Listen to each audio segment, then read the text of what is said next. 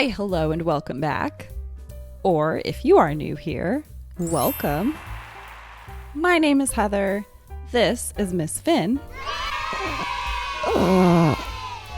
And this video is supposed to be about my most recent Spravato treatment, but it ended up being unlike any of my other treatments in that I didn't have a Spravato trip. We'll get to that in a minute. If you are looking for videos about my treatment experiences, I recommend any of the other videos that I've made about it. In this video, I'm going to talk about why I didn't have a Spravato trip, because I think there's still some valuable takeaways from that. And I'm going to talk about my mental health and what's been going on with that lately. Something is not right. Something is quite wrong. So if that all sounds good to you, let's just get on with it.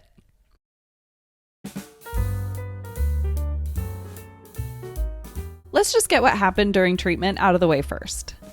Nothing strange or unusual happened. I was just talking with the tech as I got my doses, like I always do. And after my third dose, we just kept talking. Yeah, I just never hit that point of not being able to hold a conversation anymore. I wouldn't say it was easy. It felt very similar to being really intoxicated and trying to have a conversation with someone and act like you're not. Rita, fire.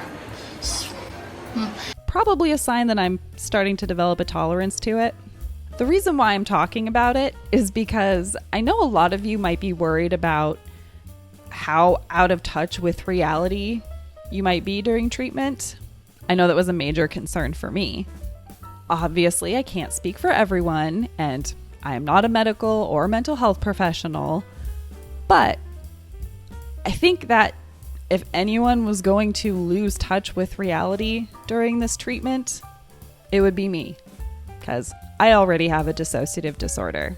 And the fact that I was still able to carry on a coherent conversation after I got my third dose hopefully is a good indicator of just how connected to reality you are during the treatment. Even during my craziest Spravato trips, I have never lost touch with who I am, where I am, what I'm doing. It's just not like that at all. So hopefully that bit of information is helpful.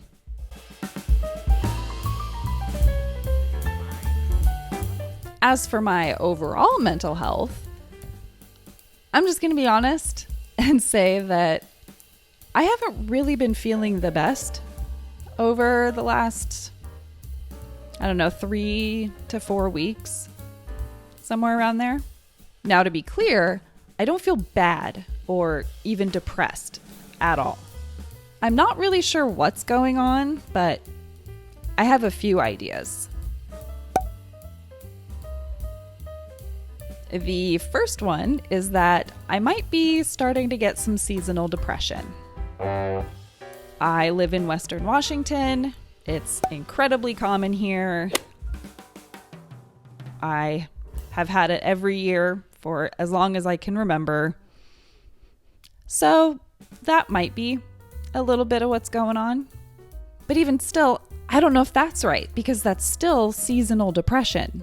And if I go off of the PHQ-9, there aren't any symptoms that I can say I felt an increase in, with the exception of one, maybe: fatigue. I feel like I'm struggling with fatigue a little bit again. And actually, I need to apologize to you guys, because I know that I have a lot of emails that I just haven't gotten to yet. And trust me, I feel really bad about it. I spend every day researching, writing, recording, and editing these videos, which is great. I love it. Totally a great time for me. But for about the last month or so, I've noticed that after my second dose of Adderall has worn off, I'm kind of done, like just tapped out, which sucks because I really like talking to you guys. And I always try to give really thoughtful and sincere responses to your emails. And lately, I just haven't been able to do that. And I'm sorry. They ask you how you are, you just have to say that. Boo! Boo! Boo! I am working on it though. Another possible culprit is this time of year, but not for seasonal depression reasons. I've been talking with my therapist about this for a few weeks now, and what we've discovered is that I actually seem to have a pattern that for a couple of weeks every year during this time of year, I am just not myself. I usually have really high anxiety, really bad depression, and just all kinds of other weird stuff, which if you guys want to hear about that, I'll do another video on it. It's dissociative disorder stuff. So yeah, that might be what's going on. I think I had mentioned it in one of my last videos that I had my first anxiety attack in months on Christmas Day. And looking back, stuff has happened on Christmas Day and right around Christmas for well over a decade now.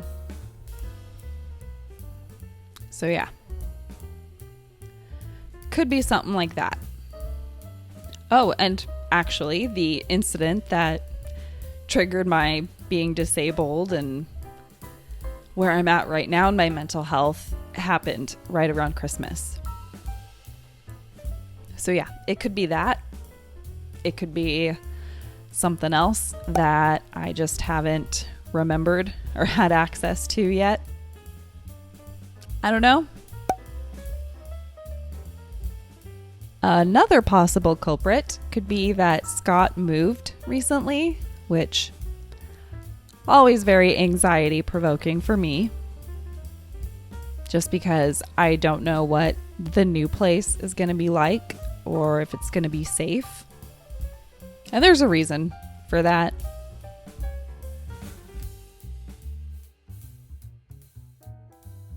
Which leads me to my next point, and other possible culprit or cause for why I'm feeling so off right now. I still struggle with some other very serious mental health issues besides depression. So it could be a little bit of that. I have someone who lives next door who is very noisy. Their ceiling is our stage, and we're dancing across it. Yes. And just disturbs my peace. I just can't get any peace. Between the constant noise, PTSD getting triggered from doors banging in the middle of the night, and the cigarette smoke that kept wafting in here and making me feel like I was coming down with the flu. I'm sure that took a little bit of a toll on me. I just can't get any peace. Both of those issues should be getting resolved here very shortly. So that's good. But even besides that, I also don't feel safe where I live. Like, I feel safe in my apartment because there's no way anyone's going to be able to get into here.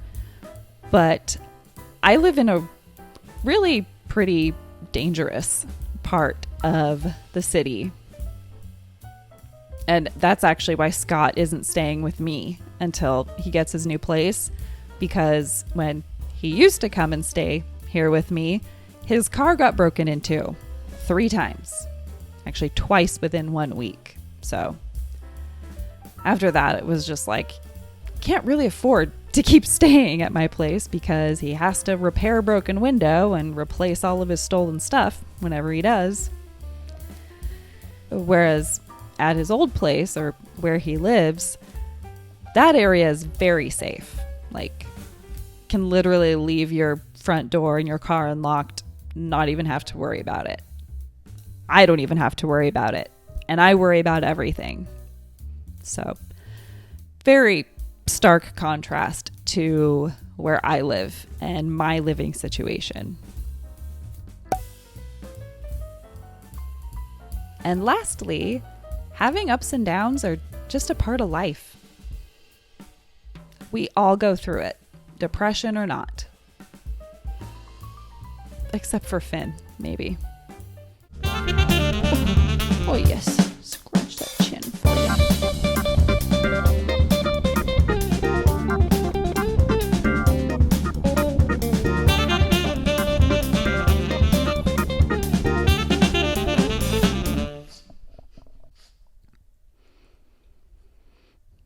So yeah, it could be one of those things, or several of them, all of them, or none of them. Who knows? Although, now that I'm saying it all out loud, I've been having a lot of anxiety lately. So maybe it's no wonder that I'm feeling a little more fatigued than normal. Actually, that would make a lot of sense. So that's what's going on with me. I am officially in the maintenance phase of treatment, so I'm down to once a month. That is, unless my symptoms start coming back and we adjust it, but as of now, going once a month. But I am going to keep posting weekly videos on other topics, chapter summaries of The Body Keeps the Score, things like that. And if you guys have any suggestions for me, please leave them in the comments, because I will see them and likely to respond to them. Just might take me a few days. I think that does it for this video. Oh, in case you missed it, I did put out part 2 of my series on the False Memory Syndrome Foundation, so be sure to check that out if you haven't already. If you liked this video, please consider liking it. It helps out the channel a lot. And if you want to join us in being one of the nice people who talk about things like this, don't forget to subscribe before you go. As always, if you have any questions, comments, or suggestions for me, please leave them in the comments and I will respond to them. You can email me at nicepeopletalk@gmail.com, but just know it might take me a little while to get back to you. I'm not ignoring you. And you can follow me on Instagram at NicePeopleTalk to get updates and occasional Miss Finn content. And with that, I hope you all have a great week, and I'll be seeing you next week. Say goodbye, Finn.